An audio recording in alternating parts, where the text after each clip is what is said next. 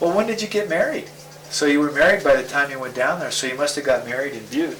No, we went down, I went down for my first vacation. He wanted me to come down. He kept writing for me to come down, and I went down. Where did we get married? St. Lawrence. So what happened there? Did he ask you to get married or what? He came home from the war and he wanted to get married, or he didn't want to get married? No, and I wasn't going to get married because I was in training. So when did you decide to So I said, when I get ready, I'll let you know when I'm... And that was after I got my state boards passed and everything. Okay. And then I said to him, I'm ready to go. I said, I'm ready to get married now if you want to get married. He said, he wanted me to wait 10 years. And I said, well, I'll tell you something, kid. I might be here when you get back and I might not. And he said, well, if that's the way you we'll get married. We got married 2 days later.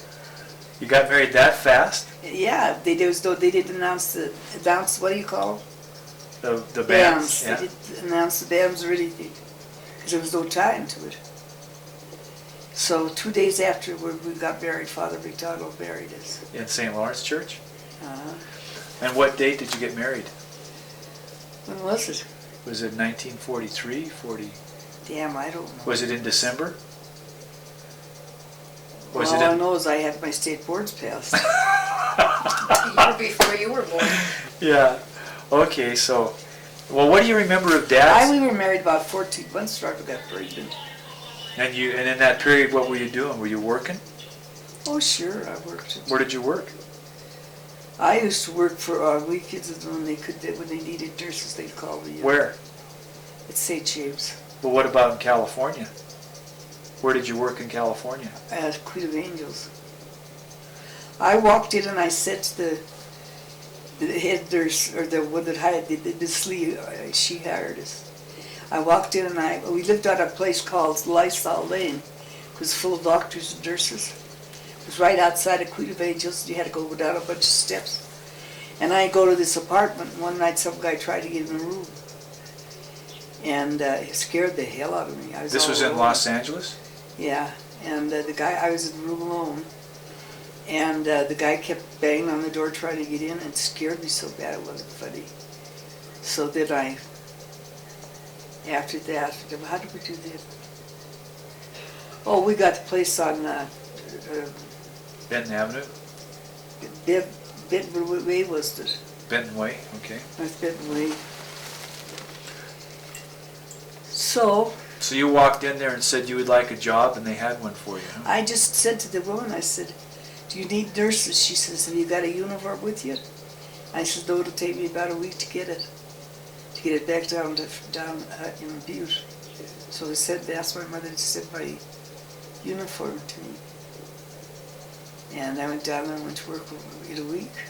And so did you enjoy working at Queen of Angels? Oh, I loved it. It was a big hospital. The biggest hospital west of the Mississippi. The biggest Catholic hospital west of the Mississippi, Queen of Angels, Los Angeles. And so how many years did you work there? I worked there about 4.5 years, I think. And then you had 2 of your babies there, right? I had you and Danny down there. And I had spinal. Doctor, what was his name? Martin was my doctor. So which one of your kids did you have at Queen of Angels? Which kids? You and Patty. Okay. So we were only 11 months apart. So did you and Dad live together? Or? I went back together. I went to the doctor for my second pregnancy. And he says, boy, he said, the first crack out of the barrel, you're pregnant again. And I said, you're kidding me. And he said, no, you're not. No, I'm not. You're pregnant. But I'd gotten pregnant because as soon as we were able to have relations, I got pregnant the first time, probably first or second time I had relations with my husband. After we were married. Well, were you and your husband living together, or was he living up at USC? No, he came home about every Sunday. Oh, okay. He came home so all my time. you were living by yourself during about the week? 4.5 years, yeah. At one time a guy came to my door and wanted to come in. A fuller brush man. And he kept saying he was going to come back and get me. Scared the living hell out of me, I'll tell you. Knocked on the door, he saw me down on my doorstep. And I was just sitting there in an apron and all dressed, naturally all dolled up. I wasn't dolled up at all, I was just dressed in the house clothes. And I went out on the porch and sitting there, and this guy came down and he said, he knocked on the window and wanted to come in, and I told him no. I looked out the window and I told him that I was going to call the police if he didn't get away. He kept coming back and coming up the steps. And another night I heard this awful fighting and crying and screaming. And I got up at 1:30 in the morning and I looked out the window. And the guy next door, there was a woman and a man out there. And the woman was from up on Sunset Boulevard. And I think she was Mexican. They wore those, what kind of thick shoes, you know? What kind of shoes were they wore? They wore, I don't know. they call them something, I can't remember what they were. They had real thick shoes, the heels. And they call them Pachuco clothes, you know. Those, they had the big baggy pants and the tight ankles on the pants. And heavy shoes that would clack into the walk. And I heard this woman, and she was crying her head off, and I couldn't figure out what was wrong. She kept saying, I don't love you anymore, and stuff like that. I looked out the window, I was scared to death of what was out there. And there was a guy, and he was just beating the woman's head on the sidewalk. On the steps next door, there was blood all over. Wow. Your father came home the next morning, and whenever he came home, and there was blood all over the steps. But he beat that woman real bad. You saw a lot in Los Angeles. Oh, yeah. Well, were you glad when you came home to Butte? And every time I'd go downtown to meet Jack or go down, I'd eat downtown when I was at work, you know. I'd eat downtown when he wasn't home. I'd go to this little restaurant and eat. And some guy that cleaned my clothes, or cleaned his clothes, I don't know whose clothes he cleaned. That guy tried to get me to go on a date with him, and another guy, I was getting up on the streetcar and somebody grabbed me by the leg. What'd you do? I didn't do nothing, I didn't know what the hell it was. It was out by USC though, because it had the big gardens, flowers all over. Did you like Los Angeles? Oh, I like Los Angeles, yeah. And then he had the yellow car, you know. Billy drove the yellow convertible down. And your father had the yellow convertible all the time. Until he sold it. So you decided to go back to Butte, the two of you. Why did you decide to go back to Butte? My mother was there. Are you glad you went back to Butte? Oh, sure. It all happened the way it was supposed to. So you went back and started working in St. James, right? Yeah. And then what did Dad do? Where did he work? Huh? Where did Dad work when you went back? He must have worked at the Boilermakers. Okay. For what was his name? That friend of Billy Driscoll's. I don't know his name was. Well, what was it like to be a highway patrolman's wife? Nothing, just nothing different. Oh, when Kathy was born, she was the first girl born in the family at 68 years. And your father was so excited.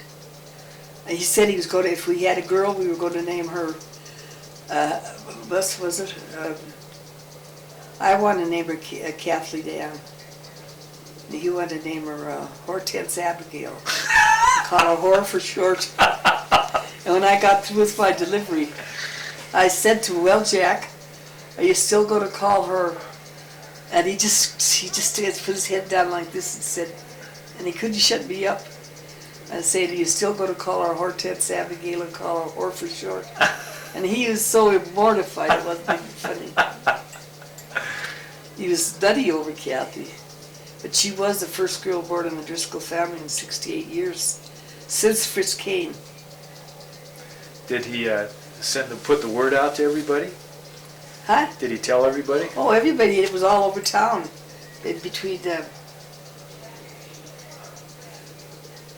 where the heck was he? Where was it that they were sending word to your mother got word in about 15 minutes? Your grandmother got word. Well, where was Kathy was born in Miles City, wasn't she? Yeah, she was born in Miles City. So how did she get word? Oh, the highway patrol cars were all forwarded by labor. They were given Clear that across the state. Yeah. on their radios? Yeah, on their radios they were saying what I was doing. I was having pains and they tell them how long the pains were. And they were giving it to each man on the highway on their police cars. What about the time that Pat got blown up? Oh, that was terrible. What happened there? Well, the little dope, he was with the Gruber girl. What was her name? Terry? Or, yeah. Terry. Yeah. Terry Gruber. And Terry was in the no, it was Larry Gruber's the one that had the matches.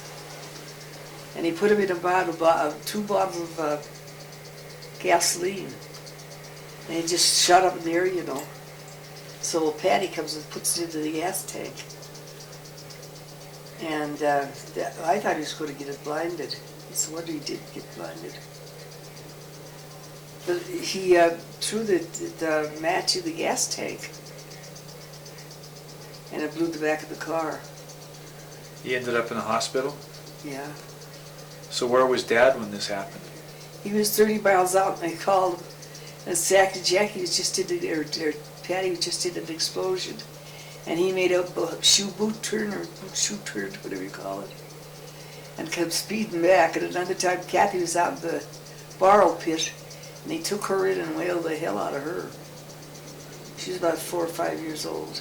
She used to always take walks for herself. She decided to go. Do you remember the woman that had the kids? Leroy Beadle? Yeah. And his mother, that real pretty lady. And she, Leroy was dressed up one day. He was so funny.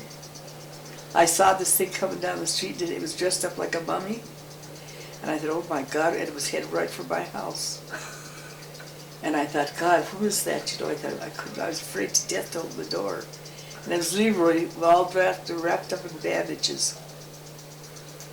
And he looked just like a mummy, and he came right to my door. I damn